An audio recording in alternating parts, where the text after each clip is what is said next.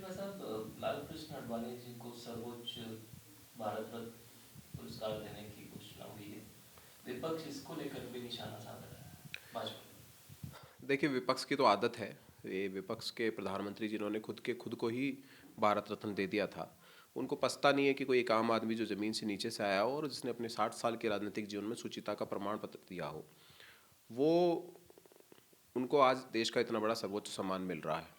लेकिन आप ये मानकर चलिए कि 60 साल के राजनीतिक जीवन में आदरणीय आडवाणी जी ने इतने आदर्श प्रस्तुत किए हैं कि वो आने वाले और वर्तमान सब राजनीतिक जो कार्यकर्ता हैं उनके लिए प्रेरणा स्रोत है।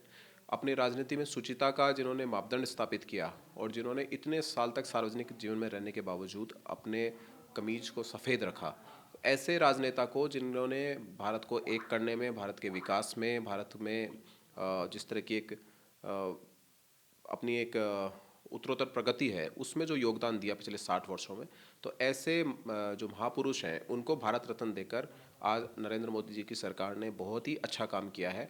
और इसके लिए आदरणीय प्रधानमंत्री जी बहुत बधाई के पात्र हैं कि उन्होंने एक ऐसे योग्य व्यक्ति को भारत रत्न देने की बात करी है जिन्होंने इस देश में राजनीतिक शुचिता का उदाहरण पेश किया है। लक्ष्मीकांत साहब, लालकृष्ण आडवाणी जी को सर्वोच्च भारत रत्न पुरस्कार देने की घोषणा हुई है। विपक्ष इसको लेकर भी निशाना साध रहा है भाजपा। देखिए, विपक्ष की तो आदत है। ये विपक्ष के प्रधानमंत्री जिन्होंने खुद को ही भारत रत्न दे दिया था, उनको पछता नहीं है कि कोई एक आम आदमी जो ज़मीन से नीचे से आया हो और जिसने अपने 60 साल के राजनीतिक जीवन में शुचिता का प्रमाण पत्र दिया हो, वो उनको आज देश का इतना बड़ा सर्वोच्च सम्मान मिल रहा है। लेकिन आप ये मानकर चलिए कि 60 साल के राजनीतिक जीवन में आदरणीय आडवाणी जी ने इतने आदर्श प्रस्तुत किए हैं कि वो आने वाले और वर्तमान सब राजनीतिक जो कार्यकर्ता हैं उनके लिए प्रेरणा स्रोत है।